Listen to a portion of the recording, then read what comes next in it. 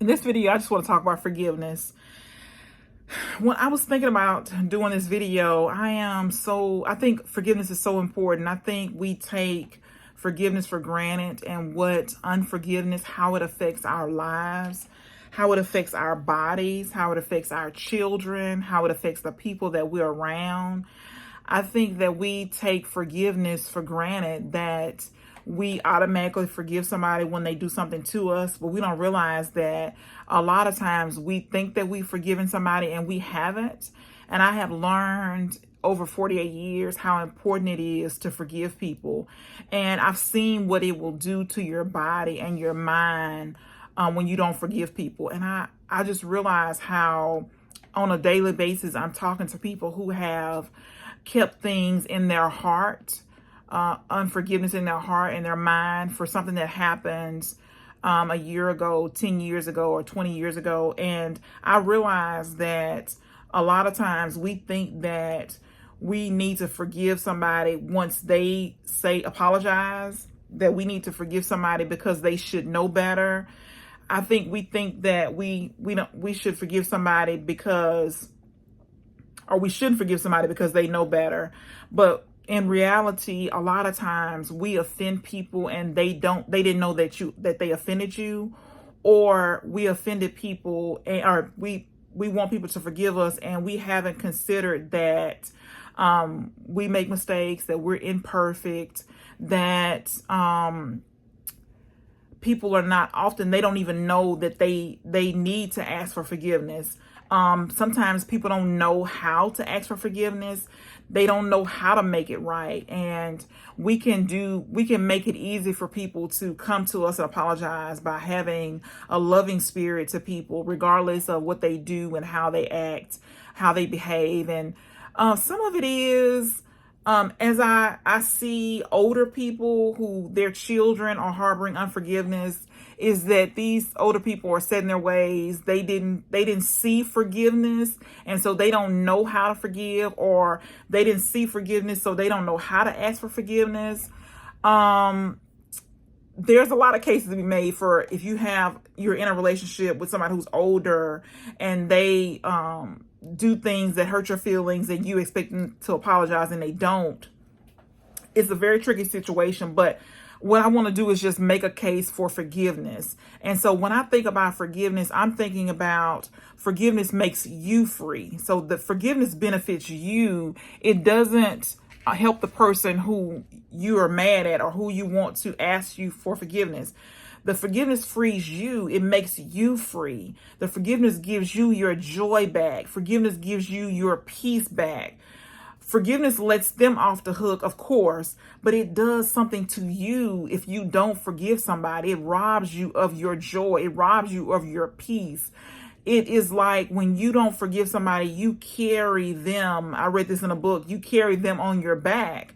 And two, it doesn't make any sense if we want to be forgiven, but we don't forgive. It just like defies the law of it. The law is that if we want to be forgiven, we forgive other people. And sometimes we get caught up in the fact that they should know better, or they really hurt me. And I get that. And I don't want to trivialize that. But what I do want you to think about is forgiveness is for you, and that you're the only one that's punishing yourself. You're the only one being punished when you don't forgive. I think that families are destroyed because somebody is waiting on an apology that's never going to happen. It's never going to happen. And so in a lot of cases, we have to accept people for who they are. And I believe in boundaries. So I believe in setting boundaries. I do. But I do believe that at some point we have to say to ourselves that the way this person is has nothing to do with me. If I've set the proper boundaries, then I'm able to be in a relationship with them if I have to, because some relationships you can forgive and then you don't have to be a part of that relationship anymore. You know, you can dissolve that relationship. But some cases you're stuck with that person because they're your family members. And so just for a second, let's just park there for a second. The beautiful thing about family members who we forgive on a constant basis is that Those people are our family members because God saw fit that they would be our relatives, right? God saw fit. We didn't get to choose what family we were born into, right? Or what family we were raised in.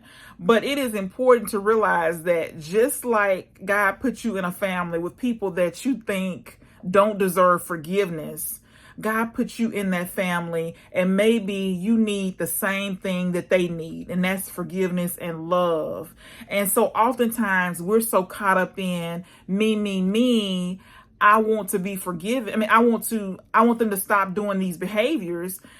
So I believe in telling people, right, in the right time, in the right place. I believe in telling people if they hurt you. I think there's a place for that. In some cases, there's not a place for it because the person can't receive what you have to say for whatever reason. But at some point, you've got to be the bigger adult and say, okay, this is the way they are, or I told them how they hurt me and they still don't do what they're supposed to do. They still don't treat me right. They still, do these things that hurt me. And so I believe that, if it's family members, you got to, set boundaries, and you have to limit your association. But some of this, we can't limit our association because these people, they're in our lives every day. They're we're together all the time for reasons that, was not our own, And so I just want you to think about, you are on the winning side when you decide to forgive somebody. You can only win because you've let something go that is not yours to hold. You freed yourself. And so to me, when you're on the unforgiving side, you're on the losing side because this person has all the power over you. You're constantly thinking about what they've done to you. And there's nothing we can do about it. We can't make them be sorry. We can't change the situation. And we have to move on with our lives. And in order to do that, we have to let things go quickly. And so I believe in forgiving people. I just do. I don't care what it is. I believe in forgiving people. And I believe that, in some cases there is something to be said. And in a lot of cases, there is nothing to be said because the person can't receive it. They're not ready. The person is too immature to receive it. The person's never going to change. And it goes back to if they're older adult, they're never going to change. Nothing you can say is going to change it.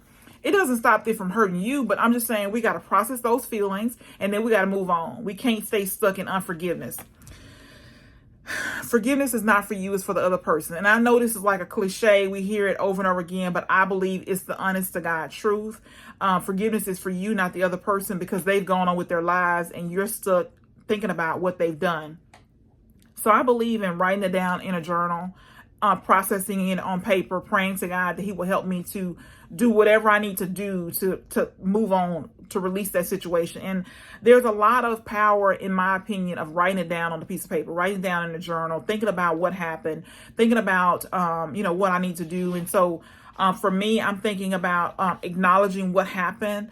I can write it down on a piece of paper. I can be as petty as I want to be. I can say whatever I want to say. It's just me and God on the paper. That's it. And so just acknowledging what happened. And I'm thinking about, I'm putting myself in their shoes and what they might have felt. And I'm thinking about, okay, what did I want to happen so I can set boundaries in the future? What do I need to do to move forward? What changes do I need to make? And I'm looking at, what do I wish would have happened? And I'm really processing how I feel because I want to know when these triggers come, when these things happen, I want to know, moving forward, how this is going to affect me. I look at, okay, what could have been done, or what do I hope to happen, for it to happen in the future? And then I'm releasing this thing. If I have to go to therapy to work through it, if I'm just praying about it every single day, that's what I'm going to do. I have a forgiveness list that I write down the people's names that I need to forgive. And I'm just asking God to bless them. I'm asking God to show me how to resolve it, whatever the issue is. Because, sometimes we can be petty. We want to hold on to things thinking that we're punishing somebody else. But we've given our precious lives, our minutes, our moments, because we're upset with somebody. We want to change somebody, and we cannot change anybody. The only person we can change is ourselves. So for me, unforgiveness is like keeping score. So this person could never win because we've got all these marks against them. But in reality, what we've done is we think that they have all these points against them because they have been, because we're harboring this unforgiveness. But the reality is we think that what someone else has done is way worse than what we've done. And so we often don't think about, when we're harboring this unforgiveness, that we haven't done the same thing to somebody else, or we haven't hurt somebody else. And we've offended somebody else. We've hurt somebody else. We do it all the time. A lot of times we're even unconscious of the raised voice, or yelling, or the sarcastic attitude, or the talking down to people. We do all these things and we don't realize the ripple effect of it and the repercussions that what we've done to somebody else. So what I want you to think about is unforgiveness is unreasonable. We're asking to be forgiven for our sins. We're asked to be forgiven for the offenses that we have done to somebody else. But we don't want to forgive somebody else. It's unreasonable. It's irrational. It doesn't even make any sense when we think about it, how we can harbor the unforgiveness, but we want somebody to forgive us every single time after time. Unforgiveness is irresponsible. It's just, when you think about it, when we take responsibility, we're saying that this is the part that I played. I take this blame. This is what I've done. This is what I could have done. This is what I should have done. I should have had these boundaries in place. What they do does not affect me. What they do does not control me. What they do doesn't have anything to do with me. I'm just looking at myself. I'm looking at, how can I improve? How can I change? How can I make sure this doesn't happen again? Not to say we won't get hurt again, but we have these safeguards in place, these boundaries that protect us, to keep us from, being hurt. We know what to say. We know what to do next time. When we choose to forgive, when we choose to not forgive, when we choose not to forgive, we have made this case against somebody who could never win, because we're just thinking about all the things they've done wrong to us, not thinking about we do the same thing to somebody else. So when you choose unforgiveness, it's like, if you play checkers, it's like having the checkers in the wrong spots on the checkerboard, where nobody could ever win. Maybe all the checkers are on the same side as your opponent, where there's nothing you can do. They can't be moved. They're in the wrong spots. So just think about unforgiveness today and how we can never win with unforgiveness. Unforgiveness gets into the crevices of our mind and our body, and we wonder why we have pain in our bodies, our headaches. It's because we are ruminating. We're thinking about over and over again what somebody's done, and they could never, probably in most cases, they could never say they're sorry enough. We would still be mad. We'd still be angry because it happened. But the best thing we can do is let it go and move forward. The cost of unforgiveness is too high. When we don't forgive somebody, we give up our peace, our joy. We give them the power, and we don't want to do that. So just think about today how you can change. When something happens and you're harboring unforgiveness, the first thing you want to do is, just like I mentioned before, acknowledging what has happened, acknowledging how you feel about what happened, and then look at ways that you can safeguard yourself. You can put boundaries in place to keep this from happening. Think about what you wanted to happen, or what you would have liked to have happen, and what could happen in the future. And so in the meantime, I think it's important that we're working on ourselves. We're looking at how we can be better in relationships. Instead of always pointing the blame at somebody else, we're looking at ourselves to look and see, what can we do? How can we improve? And in a lot of cases, we're in denial. We think that we're not ever doing anything wrong, but in reality, we are. We're hurting people every single day, and we don't realize it. By whatever, it might just be little moments that we're doing things that have offended other people. But you got to be thinking about yourself. How can you improve? And so forgiveness has become something that I talk about a lot, because people are hurting all over, and people are looking for how to stop the pain, how to stop the hurt. And in order to, we can do a lot of this ourselves. A lot of this is, we just got to say, it's over. There's nothing I can do to change this. I can't change this. I can't make this person say they're sorry. And more than likely, they can't be sorry enough to satisfy us. We got to think about, I want to be forgiven, and so I'm going to forgive this person. And then we just move on. We release it and move on. And so just something to be thinking about today. Are you harboring unforgiveness in your heart against anybody? Friends, family, co-workers, business partners, whatever it is. Are you harboring unforgiveness? And if you are, think about how you can let it go. Think about how you can resolve it. Think about writing it down in a journal. Think about praying about it. Think about releasing it and letting it go and moving forward.